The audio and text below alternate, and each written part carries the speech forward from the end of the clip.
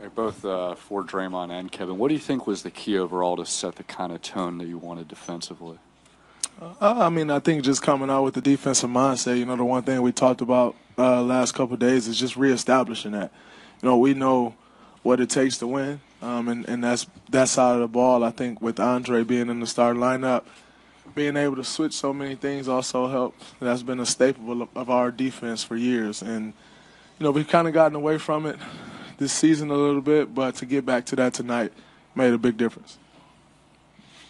Oh yeah, I just think we focused in on just trying to win every possession on the defensive side of the ball, and we weren't worried about the previous possession or the possession that's coming after that. We just tried to focus in on guarding our man, switching when we need to, boxing out, finishing the possession, and then getting out and running as well. So we're going to need to be better next game because we know this team is going to make some huge adjustments and be more aggressive as well. So we're looking forward to playing again. For either one of you guys, what did you guys think of JaVale's play on both the defensive and offensive ends and just sort of his maturation during the second half of the season? I thought he was good. I thought he was locked in and focused, and I think that's just, half of the battle with JaVale is just being focused and locked in. And I think he did a good job of just, playing straight up and contesting shots. And LaMarcus is a great player, so he's going to make some tough ones. But I thought JaVale did a good job of just playing solid all night and also finishing when he got the ball in the pocket as well in the pick and roll. So we need him to continue to keep playing this way. And, as guys that had the ball in our hands a lot, me and Draymond definitely have to continue to trust in him and, keep encouraging him as well. So hopefully he continues to play well. Staying with JaVale, Draymond, where have you seen him from maybe day one when he got here defensively to now, maybe staying down on pump fakes, that kind of thing? I think that's the most important thing. He's always just kind of flying at every shot or possibility of a shot. And, throughout the course of the season, but also tonight he's staying down on more pump fakes. And that doesn't mean he's not going to go, for a shot fake every now and then. As a shot blocker, as a guy who plays with that type of energy and athleticism, you're going to do that sometimes. But, it was very key on LaMarcus tonight that JaVale wasn't going from those shot fakes and putting them at the free throw line. And I don't think he ever really found a rhythm because of that. And so, he's really grown in that area, and great job, kudos to him, for locking in and focusing the way he has and to grow in that area.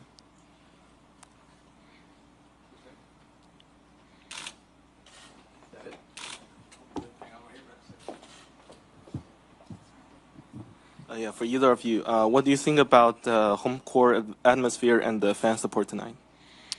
It was amazing. Definitely loud in there all day. Fans were out and really excited for playoff basketball, you could tell, and we fed off of it as well. And, we're going to need them to continue to be loud throughout the rest of the series. And, because we really enjoy that. We really feed off of it. And you could tell when guys came in, we felt that support.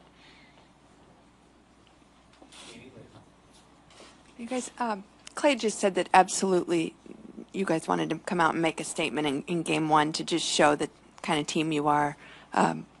After the way you came playing down the stretch, what's your take on that and just what you were able to do?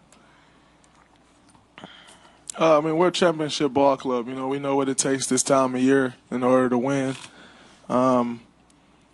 And we want to get back to that regardless of what everyone's saying. The Warriors has lost it. They're not together. They can't win without Steph. They're not the same team. Blase, blase, blase, blah, blah, blah. We know what we're capable of. And so, there's been games that we've won without Steph, series. Same as Kevin, myself. We've won games without myself. We won games without Clay. We won games without our head coach. And so, we're primed for this. And, I think a lot of people have tended to forget what we're capable of. We know, and we're going to show that.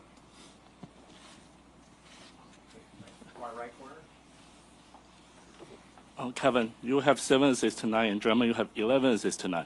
So those Spurs got 18 assists tonight. So can you guys talk a little bit about how you guys facilitate the team, the Warriors, and how you guys get the ball? get going? Well, if the pass is there, you see somebody open, just trust that they'll make the shot. I think in a pick and roll, like I said earlier, JaVale did a good job of catching and finishing. I have to be better in the pick and roll. They're getting their hands in the pocket a little bit when I toss the ball down there. So I got to be conscious of that next game. But when we get stops and we get out and run, I think that opens up the floor for us. And guys been knocking down shots. So Clay got us a lot of assists tonight with his shot making, and hopefully that continues. But we just continue to be aggressive, put pressure on the rim, and make good plays either way.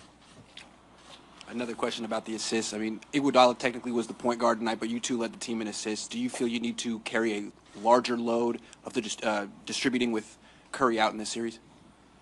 I think, even with Steph in, us two handle the ball a lot. And we know that we have a lot of weapons around us. And, we try to make plays for everyone else. And so regardless if Steph is in or Steph is out or Andre's at the point, just the way our offense is ran.